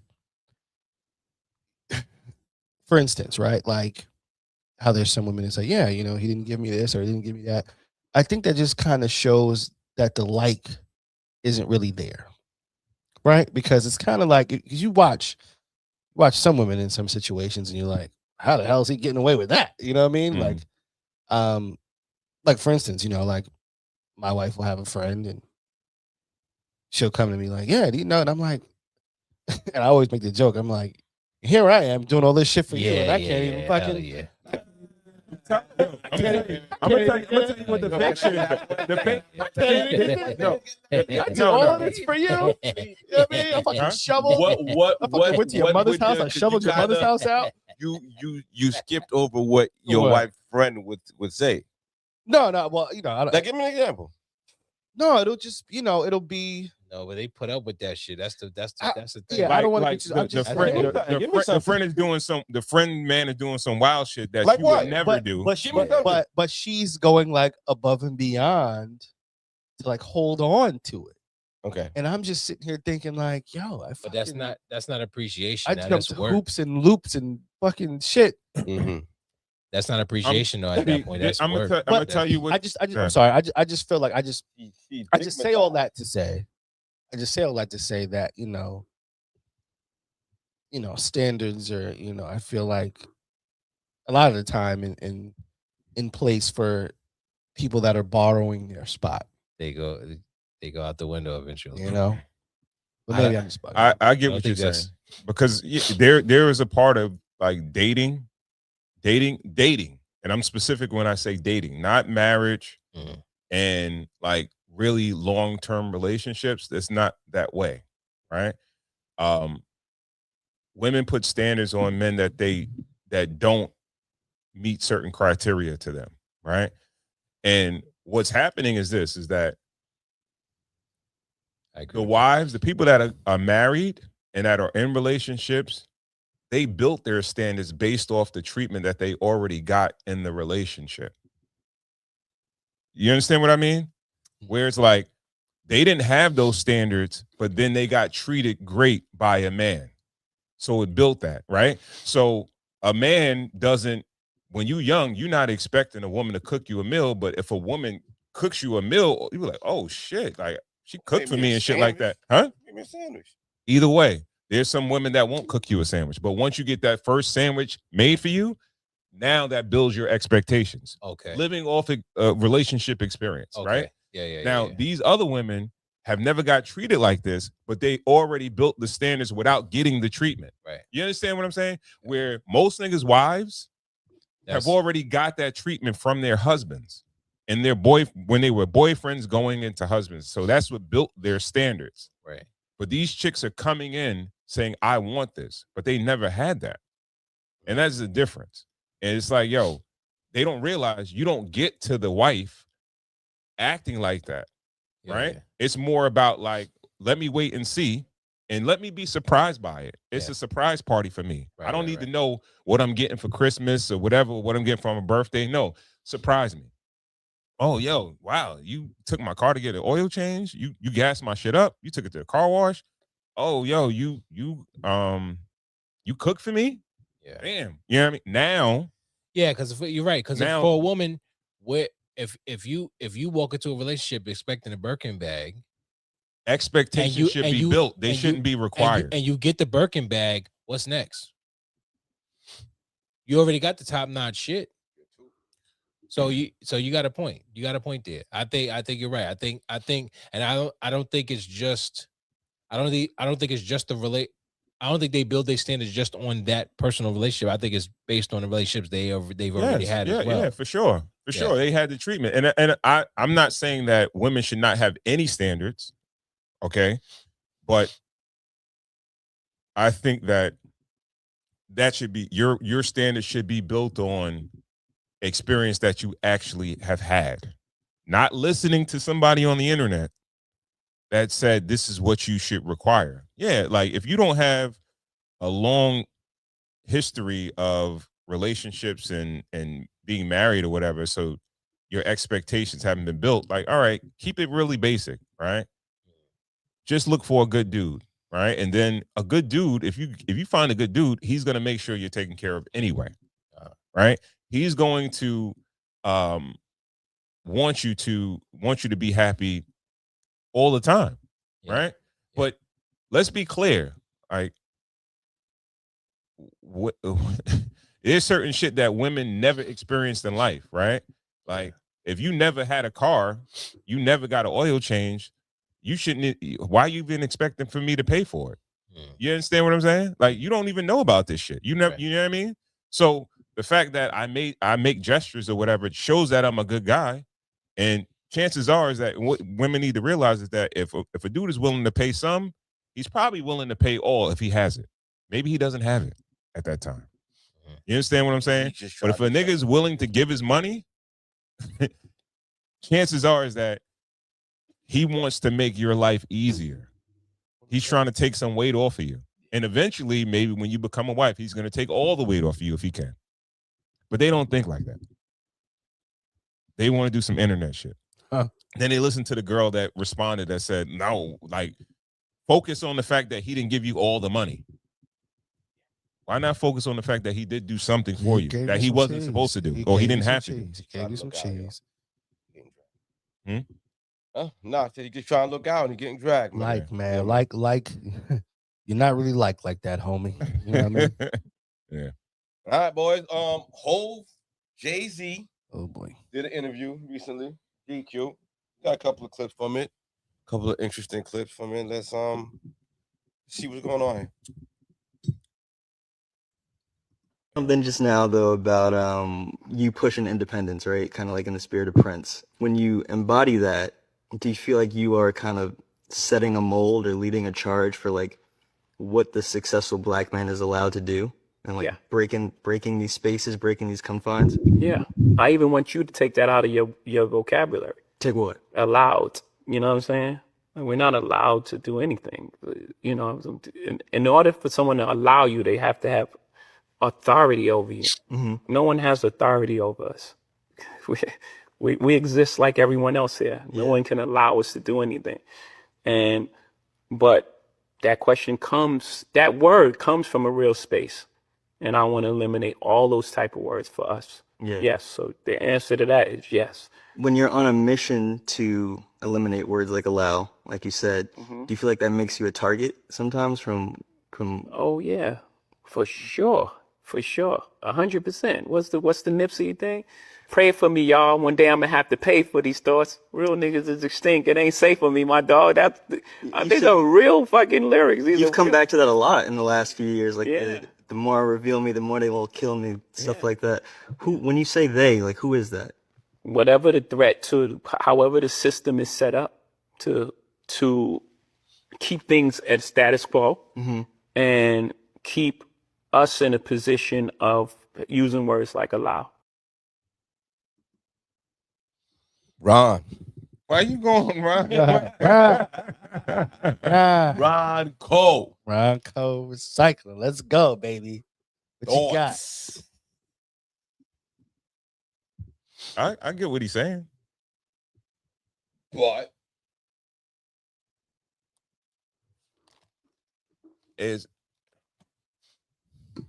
All right, so what he's not saying, and I feel like he's speaking in semantics, is that no, they don't control you, but they control your fear, they control your greed. Like, they might not control you per se, but they control the money that you want, which controls you. You understand what I'm saying? Nah, break it down just a little, one level more for me, please. If I am a slave for money, right? You don't have to control me as, let's say, the boogeyman, right? But you can control the money, which ultimately controls me. So in turn, yeah, you do control me. So can they control how many people you get said money from? Can they control how many people you get money from? I'm not sure what you mean. Can you just use this? Because the boogeyman, proverbial boogeyman, because that was my major problem with it. When he asked who, it was just like whoever that. It just, no one. It just gets so vague with this, like the man is trying to keep me down. Shit. It's like who, what, speak. Just say something regular. You know what I mean? Just. You talking about me or him? I'm talking about both of y'all. Okay. Like, who is the boogeyman? Who has you in this? It's not. Cage? Let's okay. Who has you in the bird cage where you can all see right. the sky and you fly up and then you hit the top of the shit. Okay. Hove's talking about being allowed to do shit, right? All right. Let's not act like I don't believe he has free will to do anything he wants, right? Because of fame, or because of his business partner? No. What does he do for a living? Jay-Z? Yes. He's an artist. But he's a mogul. He's more than that. Okay. Name all his businesses. Name his businesses. I don't know all his businesses, but he's name a couple of them. That's it. Well, so he's got Rock Nation. He's got the. What's that? He had the What's that? Rock Nation is a management company. All right. A music management company. And it's owned by who? It's not just music now. Well, it's funded. It's not owned by anybody, but He's partnered it's with. funded with Live Nation. Funded by Okay. Live Nation. Who owns Live Nation? Live Nation owns Live Nation. Okay, which is not Jay-Z, right? No. Okay. What else does he do? He has the okay, let's see if we can run down. He has the sports management, which is built off of that. Maybe not so funded by that, but we could say maybe funnel. We could say funnel, he's maybe. Sports management. He's in athletics, correct? Well, he has an athletics management company as well. And who he manages the athletes I got it here. that are in, let's say, NFL, NBA, whatever. Does he own the NBA or he owns the NFL? Does he cut those checks to those? Jay-Z has a diversified portfolio of business ownership and strategic investments. His core business ventures are his Spirits Empire, which is the Armandare, Ace of Spades, and Duce. Then there's Rock Nation, founded in 2008. This is a full-service entertainment company, manages high-profile artists like Rihanna and athletes through Rock Nation Sports. Title: Jay-Z purchased the music streaming service for $56 million in 2015 and sold a majority stake to Block Inc. Some Uber in there too. So he still has it. He has equity stakes in Uber. Yeah. Venture capital. Oh, I didn't know that.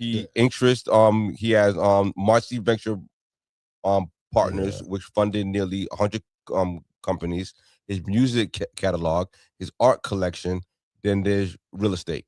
Then the historical income is Rockaware. This Live Nation signed a 10-year touring deal in 2017, reportedly worth $200 million. And it's the NBA ownership when he bought the minority stakes of the Brooklyn Nets. I do think that. Tell me any entity that he has free will to do whatever he wants. I think he has free will to do anything that he wants with all of it. Now, I think what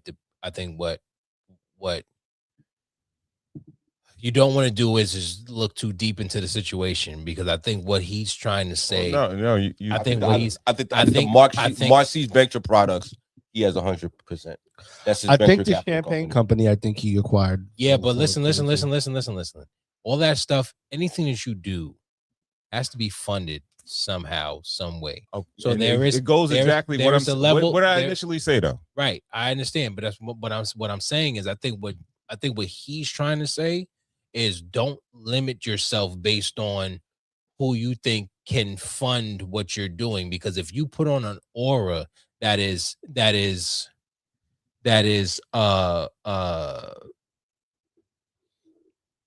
if you put in an aura that is bigger than the people behind the scenes who can fund it, people are going to gravitate to it. So you can make money off of the people.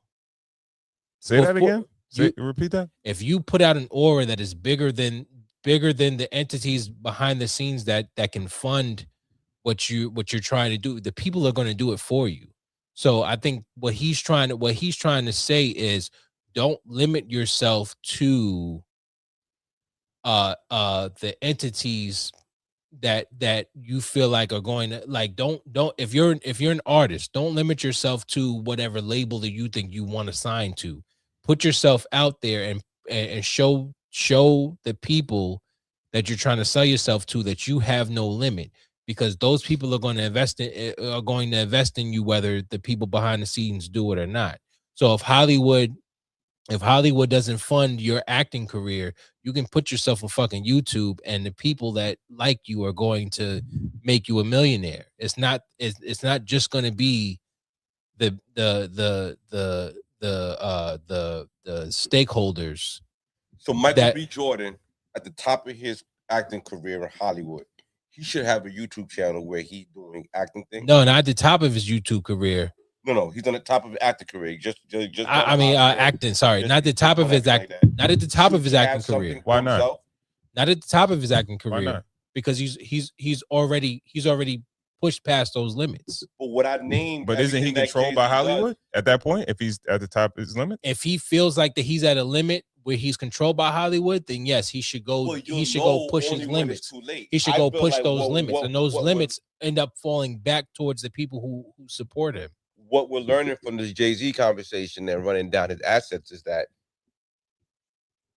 true freedom is diversifying your portfolio. Right. I don't think When you're getting money from different places, and you get money from different, and all the while you're getting money from different places, and your leverage is at an all-time high, you're leveraging yourself, and you're putting money and you're reinvesting into yourself, and it's the reason why I'm here tonight. You know what I mean? I'm doing the best I've ever done in life. So I don't need this time for anything else.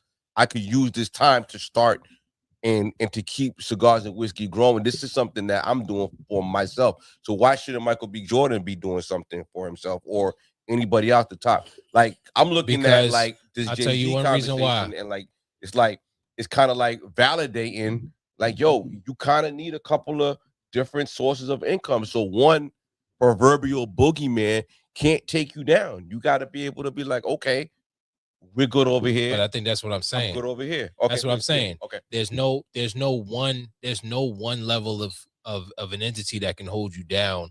And I think what he's saying is push past the limits of thinking that, oh, the industry is corrupt, so I can't, they're gonna hold me down if I try else for me to do. If I try to do something here, then this entity is going to hold me down because they're the gatekeepers. I think he's trying to say push past the gatekeepers now because there's too many ways to get in. Well, and then make yourself a a household name. Got canceled. Cool. I'm gonna give it to you right now. Homie like that just got canceled for chasing that white lady around. Dude that got Jonathan Majors. Jonathan Majors, right? Mm-hmm. While he was ascending, if he just put a little bit into his own shit, he just wouldn't have hit bottom when Marvel fell out, right? Yeah, but so I feel like every successful artist you don't think have the same thing can happen to Jay-Z? Pardon? Like if I think the same thing is happening. If Live Nation was to kind of cut his funding, you don't think that's gonna derail his net He's worth? Still Jay-Z. Like, just make more music. Go back. You're an artist at the end of the day. And it looks like Rock Nation, yes, it might be a lion's share of it, but he got other things that he's going. That Rock Nation venture capital thing, maybe it sparks something that takes him to the next level. If all your life you wanted to sign to Bad Boy Records, yeah, Bad Boy turns you down, you gonna say that's it? You want to say my rap career is over? Yo, bro. Okay. This look at how many. Look at 50. Look at niggas like 50. Look at niggas like Nas. Look at niggas like Eminem. When they were turned down by certain, especially somebody like Eminem. Eminem was turned down by people because they were like, yo, we don't want white rap. We don't want this white rapper. Dre was the only nigga that was like, yo, this could change the game, and he fucking capitalized on it. And he don't have to make another dollar now because of Eminem. So it's like if you push past the limits of what they say are they. Right. See, you talking like you don't even know the limits though. Well, yeah, real. But go ahead, the limit. go ahead, cool. I'm sorry. The limits are the gatekeepers, or what were known as the gatekeepers. I think what Jay-Z is trying to say now is the gatekeepers don't. The gatekeepers, people climbing over the fence now. Go ahead. Yeah.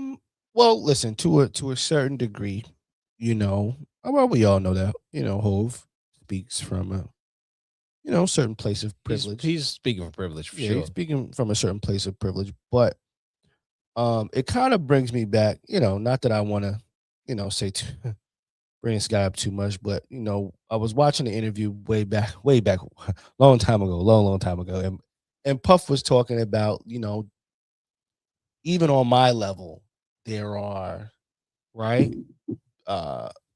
ceilings and people trying to stop me from do X, Y, and Z. And more than that, I think, it's something that the message itself, take away the messenger. The message itself is at all levels, right? There are obstacles that we shall face. And it's not even all the time people trying to stop you. Sometimes it's you. Sometimes it's you getting in the way of you, to make yourself do better, whatever the case is. And, the goal is to push past all the limits that you possibly can in this. So, with Hove, I just feel like, people are just gonna like, I don't know. People don't want to take his advice. People, I don't know. It's strange, people, especially comments and stuff like that, right? It's like negative because he's telling you to focus on pushing, you know what I mean? Pushing further or the word allow. Because think about it, right? But isn't that his story though? Right. Because think about Isn't that his story? Think He about was the that word He was allow, a right? drug dealer from Brooklyn. Right. But think about that word allow, like he said, right? We should take that word out of our vocabulary. I'm going to use myself as an example. I've been fighting for a very long time to do radio and stuff like that at a level in which I would deem high, right? Mm-hmm. And those chances haven't necessarily come to me. Now, I could look at that and go, all right, well, you know what, man, they're not trying to let me play. So, you know what? Fuck it. You know what I'm saying? I'm just shut it down because the opportunity is not there. They're not letting me in the game or whatever the case was. And throughout this journey, I've had to make a lot of my own opportunities. Maybe I had to get a little bit more creative than normal, or I had to use, allocate resources to this thing. You know what I mean? Things that maybe I had to rob Peter to pay Paul to be able to do this. But out of it all, I'm doing it. You know what I mean? I am doing radio. I'm serving a purpose to my community. And nobody allowed me really to do that. You know what I'm saying? Yes, people have helped me along the way. So I think as far as the general message is concerned, if we can just pick the message out of that space without having to use his, His level of privilege. Yeah, his likeness, right, to judge it. It's kind of like I do think the message is pretty solid. But then who else is going to deliver a message like that besides one who's actually been through that? Right. One who's actually said, you know what, I'm not going to let the word allow stop me from being able to own a franchise team or even the smallest stakes or become a billionaire, because black people weren't meant to be billionaires. We went from slavery to the White House. You know what I'm saying? So those are all levels of beating the odds. There were black billionaires. Man, some moves. Not in America. I'm talking about America. I mean, granted, there supposedly were equivalent to billionaires back in the day, but you had to push those. But the point is, you had to push through those limits to get there. Because in America, right? We weren't allowed to be that. So you had to you had to push through the. Yeah, I can't let those people allow me. I can't let the racism allow me or the systematic oppression allow me to stay on a particular level that I don't want to be on. So okay. So the thing is, like, the conversation that y'all are having and what I'm saying is different. All right. So what are you saying? I'm saying that what Jay-Z is not going to say is that when you have ultimate freedom, it can't be tied to the money game. It can't be tied to validation or affirmation from entities, because you're not going to control that. You understand what I'm saying? Like, ultimate freedom, if you feel like, so the homeless guy got the ultimate freedom. Technically, yes. He got the ultimate freedom, yes, God right? damn it. And that's why he talked, like, the first thing that the interviewer said was talking about independence, right? And he's not going to say that ultimate independence doesn't come with a huge dollar sign. You know what I mean? Because it does. I think it can. Ultimate It may not. independence is fuck you money. You have to be able to sustain yourself, live the way you want to live, take care of who you have to take care of, and still like ultimate independence is fuck you money. Well, hold on. There is a dollar amount. Wait. Ultimate fuck you money. ultimate independence is taking your own life into your own hands and doing what let you me need let to me. do because It's not being poor just because you don't want nobody to control. Wait, let me. Okay, so the point of ultimate freedom being fuck you money. I don't know because I feel like I don't think it's about money at all. Yeah, I don't. I think it's about when you the nigga in the cardboard box got independence. Right. No, but think about this. I think when you put. But this is what I'm saying. Everything. That's why everything y'all are saying is tied to money. Like about no, everything you're talking about is tied to the success of money. I don't think it's tied to money. All right, you made a comment about like who else is gonna tell us this? Yeah. It got to be Jay-Z who owned the Nets and this, that, and the third, and all the shit that he did, right? Yeah. But think about how he did certain shit. Everything is tied to a partner. Everything is tied to something that he had to do in order to get that look. But that's climbing the ladder. That's just climbing the ladder. But whose ladder are you climbing? You don't have your own ladder, right? This is what you do. I'm talking about your own ladder, right? Which is ultimate freedom. You're talking about climbing the ladder to get to a nigga to give you some money. Ultimate freedom doesn't always tie to money, or though. Elon Musk more? Ultimate freedom doesn't always tie to money, though. That's my point. I Who don't got better money, Jay-Z or Elon Musk? Elon Musk has power with his money. Okay. I don't. Why? Please elaborate. Because he could influence the president. He can shape culture. He's changing the automotive industry. Okay. The way we ride cars. He's blazing our future. We're gonna be riding self-driving cars, right? So at the end of the day, Jay-Z just a rapper. He's the one that the reason why we have peer-to-peer. Elon Musk did PayPal before he did Tesla, right? These are shapeshifters. These are not influencers, cultural influencers. We're talking about shapeshifters and world changers and free thinkers versus a nigga that influences a community. There's a difference, bro. That's not, but that's the same thing. It's not that. It's not. Yes, it is. He said a lie start, right now. if I like you, to shit on that nigga, but he said a lie right now though. But because you think you feel like what has Jay-Z done to impact the world, not just the black community, the world? The vision's a little clearer now. I mean, a lot. It's the music. His music. Everybody don't listen to rap music, bro. No, but everybody is using. They do. Everybody uses peer-to-peer. But that's the point. Payment. His music has transcended from more than just the community. It transcended to nationwide to worldwide. The whole world knows who Jay-Z is because of his music. You think everybody's going to be driving an electric car by 2050 because like you think he's done something that's comparable to that? Somebody who disrupted the whole automotive industry, right? The first like big billionaire the industrial revolution was the car, Henry Ford. This nigga is the next level Henry Ford, my nigga. No. Why are you even comparing these niggas? But his level of freedom, everybody drives a car. Everybody doesn't listen to rap music, bro. His level of limitless can bring him to that plateau. There's still time. Okay. There's still time. There's still time, bro. No, I'm saying it's time, but we talking about a nigga that's way younger than another nigga that's doing way wilder shit. Well, one is also super white. But he also had to go. Okay, one is also all right. No. I didn't want to bring that into. Here we are. All right. So we're not talking about black or white. We're not talking about black. Yeah, we are. Not yet. Yeah, we are. That's true. It has something to do with it, bro. That's true. It has something to do with it. That's true. But it does. But it's all. But his point is the level of limitless. Elon Musk didn't need a limit. Steve Jobs didn't need a limit. They didn't.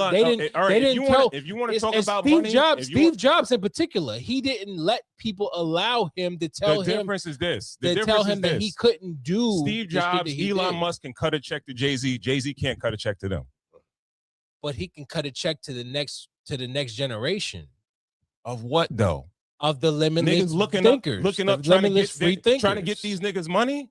These are the niggas that Yes. these are the VCs that fund a lot of the shit that's being done So that you don't even know about, bro. What was Jay-Z saying here to do? Like What? how was he saying here to influence? Like, is it aspirational? Is it like keep the niggas like? Well, what is he supposed to eyes tell out? It's like, I people? believe the children of the future. I believe. Yeah. Like what's What is he supposed to tell people? here to Well, do? Like why are they? Is he propping supposed to Jay-Z say? up? Is he supposed to say? like- oh, watch out for the gatekeepers. Well, I do want to say, wait, You wait. can't say watch out for the gatekeepers. I think I do it's wanna say ultimately this. funny that his partner been saying. I think it's ultimately can't crazy say that his partner been saying this shit for 15 years, right? NBA Jam. Right? I think that's wild as hell that his ex-partner, been saying this shit for over 15 years, but he don't give him no credit for the shit. You talking about Dame Dash? He's saying it. He talking like it's some new shit. Well, losing me now. But You it's losing his me part now. because his partner didn't You have show been losing me improve. now. You ain't- come on. Well, his, listen. his partner gave himself limits. I do want to say. What you mean his partner didn't show approval? His partner didn't no, show no. approve. His partner It's- gave no, himself limits. I think one. No, He's first, the one first that of all, no, saw I himself think- limitless I think and one said, nigga- "I'm no, going to no, climb I those think- ladders that they because." I think one nigga is real independent, and one nigga is fake independent. Yo, nah, No. but you acting like Uh, like Elon Musk don't got no partners. Like No. you knock Jay-Z for having partners every step of the way. Elon Musk got partners. He has to like lobby Yeah. Hell and, yeah. and fund money. Hell yeah. So, All the motherfuckers got Elon partners. Musk, he a little smarter. Like he could build Yeah, shit, but but like now, people shape. So even you're- elite, you're- the world you're rulers. all right, like, he got to the he read his own ticket now. Okay, The but world yes, rulers yes. aren't isn't just one Michelangelo, entity, it's Leonardo different da Vinci, entities. the artist shaped. Like you're discrediting, you're throwing the baby out with the bathwater. You're Yeah. discrediting what artists did. Leonardo DiCaprio, Leonardo Da Vinci. Da Vinci, Da Vinci. You know what I mean? All of them. You know what I mean? Leonardo, about- Raphael, they Michelangelo, and Ninja Turtles. They shaped culture too. Like They shape. artistry is a big part of any kind of like Speak about it in Renaissance, totality, kind of though. big Don't speak about it in a microcosm. Speak about it in totality. What does every artist have? influence. He has an investor that puts him up to tell him, like, yo, certain shit that Leonardo da Vinci did, he was summoned to do it. Yeah, but Everything that he didn't do, he didn't do in his free will. there's He was yes, he he did. no he, every Yes, the he 16 did. chapels, he was summoned You to right. do that. You right? He was summoned to do it because You of right. his free thinking, because of his limitless thinking, Ah, his limitless nigga, attitude. His limitless attitude, bro. You have to have it. You got me. You have to Sometimes have. I don't know if he being sarcastic You or ha- he being for real, bro. I think I keep I'm it always moving, for nigga. real, even if I'm joking or sarcastic. Tonight. But Come on, no, come on, give me more. your Give me limitless, more Jay-Z hate. your Come on, limitless all right. attitude, All right, so your limitless attitude is what makes you a legend. That's not. It's not you stopping at a certain got at a it. certain No, level I hear you. because No, people couldn't Holly, because you Holly. couldn't get funded. Niggas was Holly. commissioned. I hear you. I ultimately hear you, right? But all I'm saying is everything does not have to be tied to the dollar, because somebody I'm else saying there's controls not. they control the dollar, right?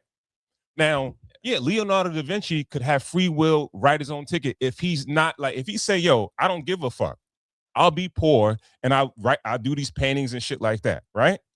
Jay-Z could be that. If he say, yo, I'm gonna do these records, I don't give a fuck about the bread. I love the art of this shit. But Yes. once you get caught up on the money, we don't control the money. And that's the problem. That is the problem. If you just say you could have ultimate free will for whatever you do, bro. But once you tie it to the dollar, he who controls the currency controls the world, bro. Doesn't somebody have to No. get to the top of the mountaintop to pull people up, though? Or That's what I'm saying. somebody has to get there. Someone has to climb I the think corporate ladder I think that's in order the point, to funnel though. money down, to make the roads a little smoother, to make the mountains a little bit Jay-Z more. is not telling mountain, people. Jay-Z's not telling people not to become an elite, become a world ruler. Jay-Z's not a world ruler, but he climbed the ladders of the limits that society had put on, Right. first of all, black people in general, and said, we don't have to stop here. We don't have to stop at middle class. We can be the billionaires that all the white people are. We can be in those levels. Right. Again, we went from slavery We went from being enslaved people to being in the White House and ruling and running a free world. So you had to climb a level of limits and not telling people you're only allowed to do this. Remember, we were only allowed to live in certain neighborhoods. We were only and it's that it goes from it's that small. It's that small. He's not saying become a world leader. He's saying don't let the word allow stop you from being able to be something that you want to be. If you even if your goal is I want to move out the hood. If you say, you know, the government only allows me to live in the hood on you know and work this particular job and live on welfare, if you can think beyond that, you're already thinking limitless. So if your goal is to just my neighbor's goal was to just move out of Brooklyn or Queens or wherever hood they were in and just move to Long Island and have a house that, and they were good with that. Yeah. That was beyond their limit. Right. I think that's what the message is. But let's make a little room for cool, please. Yo, man, y'all moved past the point, 65,000 times. I can't even really one that up. I can't really one that. I mean, listen, I just think it, like I said, freedom, right? I think freedom is based on what you want for yourself, what you feel comfortable with, understanding that not all things are for everybody, right? And gathering your piece of the pie, like for me, for instance, this could actually be a fault of mine, right? It's probably a fault of mine, right? Like if I'm standing outside and somebody pulls up with a brand new car, I say, "Yo, that shit's fire." But never once does it ever trigger in my mind, damn, I gotta get another car. It never strikes me. You get what I'm saying? It never, if somebody gets a house and I come over to their house and I'm like, yo, man, love your house. Your house is beautiful. You got all this. I don't walk out saying, damn, my house is this. I gotta get it. Those things don't correlate to me. Right? You know what I'm saying? Yeah. Which, once again, let me put this on record. That can be a fault of mine because maybe that's where hunger. No, that's not a fault. I'm just saying. Some people can look at it like I'm not hungry. That is not a see the not allow. Right. It should be like not to be caught up in the matrix of what these niggas propagate. Trust and believe, like this nigga's point, he's painting with a wide brush, my nigga. Like niggas is not you, right? And I understand that my not allow is different from your not allow. But right? I don't think so because there's a lot of people who think that there's a lot of rappers better than Jay-Z. Jay-Z might think he's the best, but so does he's not a rapper no more. He's a mogul, so does right? Method Man. He's a mogul, right? Deck. So does fucking J. Cole. So does this is what they think they're the best. What I'm saying is this, right? Yeah, I didn't even. I'm a nigga that work. I work a regular job. I'm not a rapper. I'm not a mogul. You understand what I'm saying? So why am I listening to you? Well, because he's not trying to tell about this shit. Because he didn't specify go be a mogul. He's saying just don't use the word allow to stop you from doing from living your fullest life. And that's what I'm saying. I think it's where the people get caught on the messenger. You have to be clear, like what Cool said, right? What his fullest life or what he's content with, what he's happy with is one thing, right? But don't give an idea of like you talking limitless, like keep running, keep trying to this, that, and the third or whatever like that. And he's acting as if he himself doesn't have barriers to break. But he's like, broken a lot of them. Okay, all right, fine. I'm not gonna debate you on that. Allowed is the past tense of allowed, permitting, authorized, or giving consent. Mogul is a wealthy and powerful person who dominates a specific industry, such as media, film, or technology? I don't think he was pushing everybody to try to become a mogul. I think what he was trying to do was tell people, if you have goals, do not put the word allow in front of your goals, because then you can't you're gonna hold yourself back from achieving what you're trying to achieve. Because if Barack Obama said, I want to be president, but they're not gonna allow me to be president because racism and systematic oppression and just the way America was built, he would have never become president. So I think and again, it's just like I said, my neighbor come from Brooklyn and was like, you know what, I'm gonna go to this go deal with these real estate people. Once they know that I'm from Brooklyn, they're not gonna allow me to come live in Long Island. No, you got to push past that. I think there's levels of limitless thinking, and Jay-Z didn't put specifics on it, because there is no specifics to it.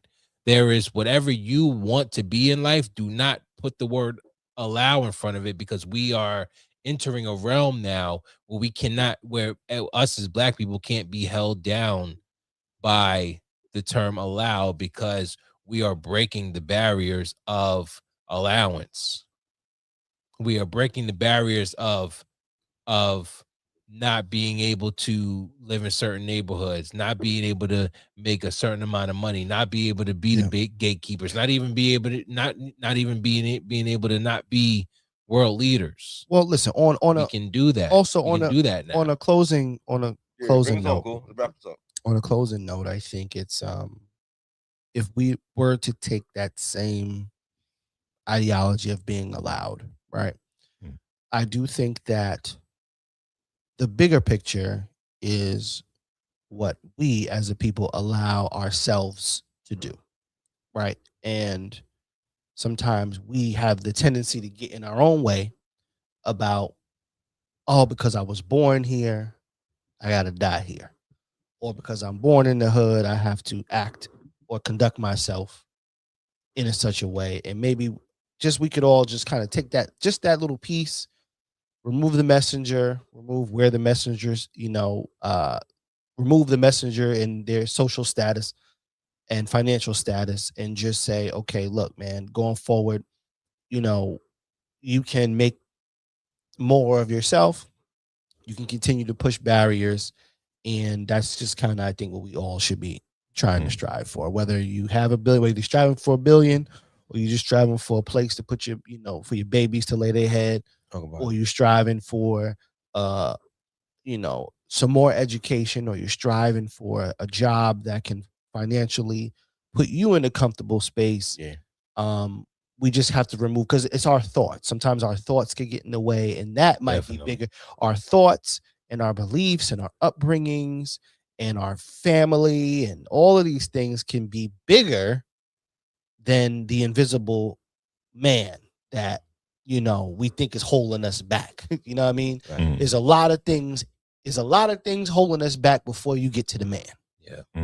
Or the the boogeyman, let's just say, the they. And, we should just maybe take just the sound bite, and just try to apply that to each one of our lives, and just try to keep continuing to push barriers for it. Nice. Well said. You want to do the other clip? Nah, we good. Okay. Yeah, it was Yeah, kind of more the same. We covered everything. Okay. All right. What up, Ron Cole? Let's let's park the whip, Ron. All right. Shout out to everyone tuned in on YouTube, on Facebook. Again, remember to share these conversations so we can get more people to tap into the conversation. If you are not subscribed to the channel, please do. Cigars, the Ensign Whiskey Podcast. Again, Cigars, the Ensign Whiskey Podcast. Like, share, subscribe, hit the bell for notifications so you know when we have new content coming out. Holly, let the people know where they can find you. ITZHOLLE, all social media platforms.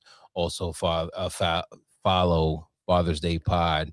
We're gonna get back into to the grind of podcasting about being a daddy. I've just been so busy being one that I haven't been able to sit down and really talk about it.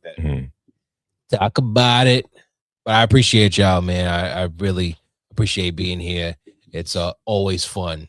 Yeah, you know, we have talking to great y'all. Yeah, man. yeah.